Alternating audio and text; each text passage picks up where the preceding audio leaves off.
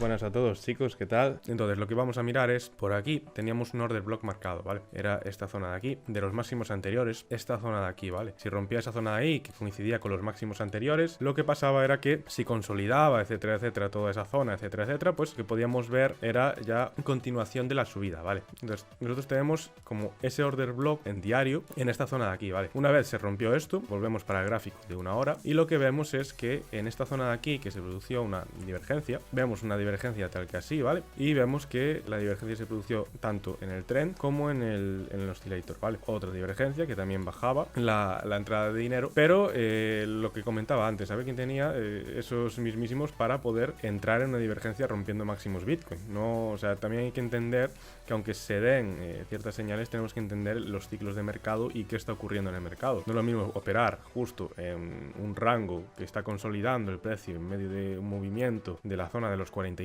que aún le queda un cacho hasta máximos, tenemos un rango fijo, etcétera, etcétera, que movimientos volátiles como los que se han producido estas últimas semanas, este tipo de movimientos, que ya viendo solo el patrón de velas, es decir, nosotros vemos estas pedazos de mechas por aquí, estas mechas, estos movimientos de liquidez que hay, eso es una barbaridad, ¿vale? Lo normal es saber en qué momento estamos operando. Aquí en estos momentos a nivel institucional, justo en este movimiento, lo que pasó es se bloqueó un poco, creo que fue justo en concreto Coinbase, no me hagáis mucho caso, ¿vale? Que bloqueó el tema de compras en Bitcoin. ¿Y quién estuvo comprando la caída? ¿Quién pudo tener acceso, por decirlo así, acceso VIP para comprar las caídas? Pues BlackRock, etcétera, etcétera. Entonces, estos movimientos todos institucionales, obviamente el retail no tiene ningún tipo de efecto sobre el mercado ahora mismo, son los que están manejando un poco el cotarro, por decirlo así, ¿vale? Se está moviendo también el precio a su manera, porque no sé si era Grayscale, también estaba vendiendo, tomando parte de beneficios, pero cuando eso terminara, pues solo quedaría la presión alcista. Entonces, ahora mismo lo que estamos viendo es entre una especie de nube de FOMO entre institucionales, como una competencia entre los gigantes, por decirlo así. Entonces, hay que tener siempre mucho cuidado, porque al final, por mucho que sea la cripto con más capitalización del mercado cripto me refiero, obviamente, siempre hay que tener un poco de cuidado, porque para ellos el dinero que maneja la capitalización de esta moneda no es nada, ¿vale? Hay que tener siempre, ellos están moviendo el mercado ellos solos, entonces tener siempre un poco de cuidado. ¿Qué más explicar por aquí? En primer lugar, en esta zona, lo que también varios analistas dijeron en su momento, entonces nosotros ahora lo que hacemos es control C, control V.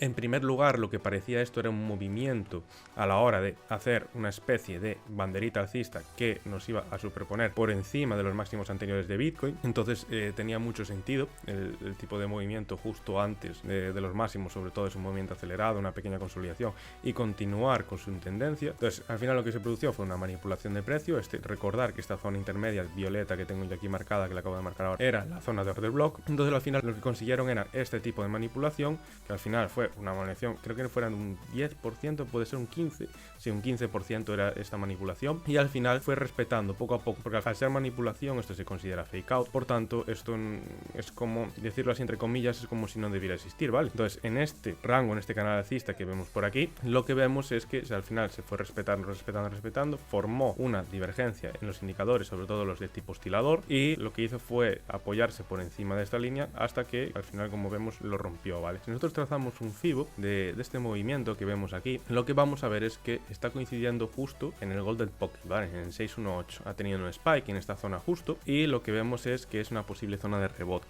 ¿Qué pasa? Si no rebota en esta zona, que es la zona de la estructura del movimiento, sí que por lo menos lo vamos a ver el precio bajando hasta estos niveles de aquí abajo, ¿vale? Porque sería para la formación de un rango, ¿vale? Tendría que hacer una consolidación, porque eso se ve mejor en temporalidades más mayores, como por ejemplo diario. Formaríamos una estructura de rango y eso sería quizás lo más orgánico de cara a la estructura alcista de Bitcoin, ¿vale? Sería lo más idóneo, porque así podría consolidar en tiempo, mientras los indicadores también van a continuar bajando, tendrá una pequeña recesión hasta la parte baja del rango, y luego que consolidara en tiempo hasta que llegara a romper esta estructura y luego continuara su camino al alza, ¿vale? Sería lo más interesante de cara al precio. Luego también vemos, vamos a verlo en temporalidades más bajas, en una hora por ejemplo, block. Ya veis que aquí tiene marcada esta tendencia bajista. Lo primero que hay que hacer es esperar a que se rompa esta tendencia. Veis por aquí que justo, casi. Por eso me gusta siempre trazar muy bien los fibos, parte de los order blocks, porque al final te da una comprensión de todo el mercado exacta, ¿vale? Entonces,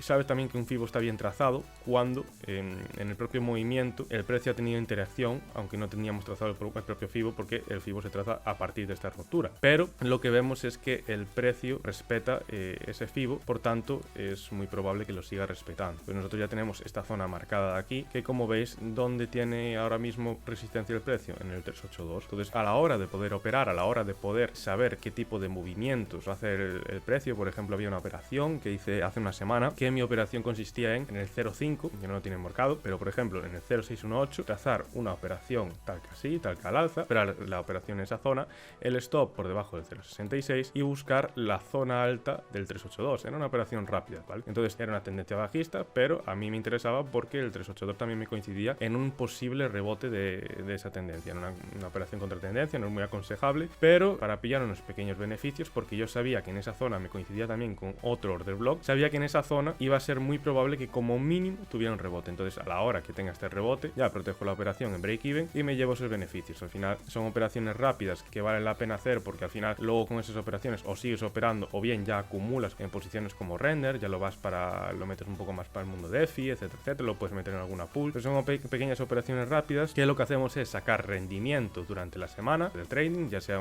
aunque sea un porcentaje pequeño, pero vamos sacando pequeñas ganancias, siendo operaciones más o menos seguras, y luego ya nos posicionamos también, si sigue este mercado alcista, en las criptos que realmente valen la pena, que están generando algo más que puro marketing y puro FOMO del mundo cripto.